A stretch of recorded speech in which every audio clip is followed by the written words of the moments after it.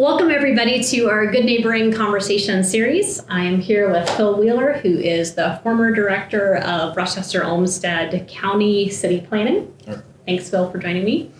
And we are here to talk a little bit today about some of the history of good and bad neighboring here in Rochester and Olmsted County, and a little bit more about how we can understand, unpack that, and continue to move forward for good neighboring and hopeful neighboring today. So let me start by asking you, just on a personal level, what good neighboring looks like and mean. What does that phrase look like for you? Well, I'm actually okay with the Jesus of Nazareth definition, which was in response to the question of Rabbi, who is my neighbor? So to be a good neighbor means to be inclusive. You can't be an inclusive community, which Rochester aspires to be, without being made up of inclusive neighborhoods. Neighborhoods can't be inclusive without neighbors being welcoming to essentially everybody. And that means people who will be living in a group quarters for brain injury or some other sort of disability. It means people who have lower income, so that we need to have neighborhoods that are of mixed income. Right. Otherwise, we create exclusive, affluent neighborhoods, and exclusive, low-income neighborhoods. And both of those fragment the community. Absolutely. Becomes less inclusive. Yeah. And I hear in your response the personal and corporate dimensions of good neighboring. Right. There's ways that we do that on a personal level, but also on a policy and social level. Yeah. In your work with city planning, talk a little bit about, and county planning, talk a little bit about some of the history of neighboring and neighborhoods here in Rochester and Olmsted County. Well, in 1999, the city of Rochester adopted a policy that advocated for inclusive neighborhoods. And so there's a basis in the land use plan that the city adopted that would enable it to encourage things like mixed income neighborhoods, mixed income apartment complexes, and so on. Right. Christ United Methodist Church helped with this back in the day, 2002, because of budget cuts by the Bush administration, the W. Bush administration. The Housing Redevelopment Authority was going to have to evict 40 families from Section 8 housing, and Christ United Methodist Church came through in spades to help prevent that. So on the positive side, at least since the turn of the century, things have been improving. Yeah. Prior to that, the first racial covenant in Olmsted County, as far as we've been able to determine, was in 1916 for an area along East Center Street, east of 11th Avenue Southeast. Okay. And between that time and at least the time they became unenforceable, 1948, we had about 15% of subdivisions were platted with racial covenants. And so far we have, as of yesterday, found 871 lots in Olmsted County that have racial covenants still on their deeds. And what those did was they said the only people who can own property or rent property or have residence in this property, unless they're bona fide servants, have to be white. That couldn't be Negro, Mongolian, Chinese, Japanese, Moorish, Turkish, or of African descent, or Indian. Right. This has had enduring consequences. I would imagine. Talk about some of the lingering effects of those kind of covenants and policies. Because they were basically made part of federal policy with the redlining. So a neighborhood that had a racial covenant was rated more favorable for mortgage loans through Federal Housing Administration. and through advice to mortgage lenders. What this has meant is that as part of a package of civil and criminal approaches to things and federal, administrative approaches to things that have created a huge wealth gap. Yeah. One of the effects of that wealth gap is that African American students have, when they graduate, have 3 times the student loan debt that white American students have, and that the percentages of home ownership among African Americans is much, much smaller than it is among white Americans, even after accounting for income. So your income can be at the same level, but your home ownership is lower because you don't have the generational wealth being passed on. Right. So the modern aspect of racial covenants is that because of this wealth gap, when there are class-based covenants, like you have to have a minimum price and a minimum floor area and so on. Right. Those create a racial segregation in neighborhoods. Yeah, and class-based covenants are still in existence in many neighborhoods. Yep. Are people able to, is there a process for people being able to find out if their property deed still has any racial covenant connected to it? Yes. There's actually a presentation on the NAACP Facebook page that shows a map, and we can actually post a map that'll make it easier to find. We've provided to the city attorney's office a complete list of the owners and the properties and the addresses for all the ones we've found so far. Although I should point out, we're in the second phase of this thing, and it's 870 as of 2 days ago and 871 as yesterday. Right. So we are continuing to find them. Still. But the other thing to do is if your house was built before 1953, or your property was in a plat before 1953, there's a chance that you have one. Okay. And you can contact the city attorney's office. There's a website that's called Just Deeds. Yeah. If you search for Just Deeds in Rochester, then they'll pass it on to us and we'll track it down. Okay, great. That seems an important part of moving through this process too.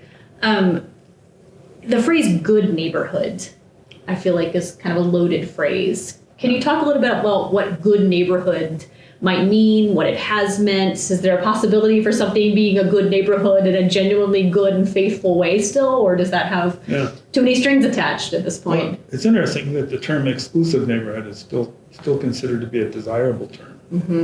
It's like there's an example of covenant being used. Yes.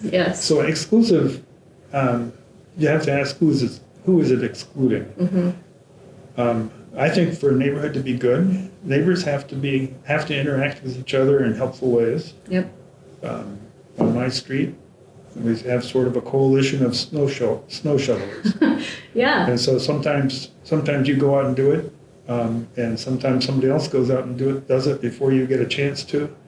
And there's no concrete reciprocity agreement going on, but we just do these sorts of things. Yeah. And then being open to other people. Absolutely. What do you feel like are some practical ways that people can think about moving their neighborhood in that direction, right? Depending on where they live, maybe it is a particularly mixed income neighborhood, maybe it's not. What are there practical steps that people can take to sort of move toward good neighboring in the inclusive sense? Well, not everybody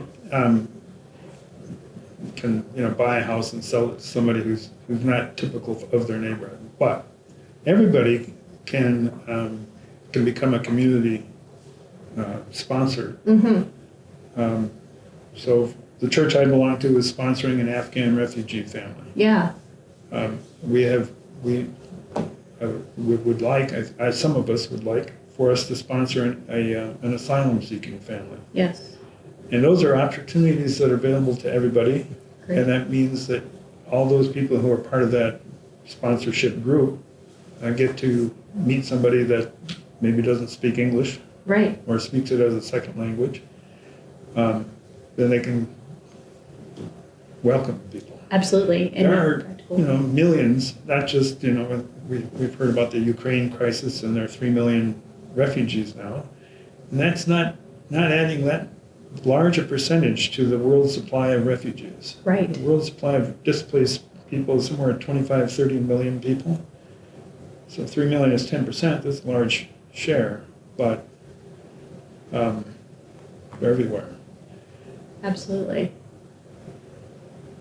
Yeah, the tangible, practical ways of welcoming a family, I would imagine, on a personal level, would be an investment and an act of serving and caring for neighbors that people could do. But I imagine also, the more you are involved and invested in a person's life who might be a different experience of your own, and especially in a different income level or from a different background, could only enhance and grow your own understanding of what neighbors can be and look like and are experiencing, and deepen.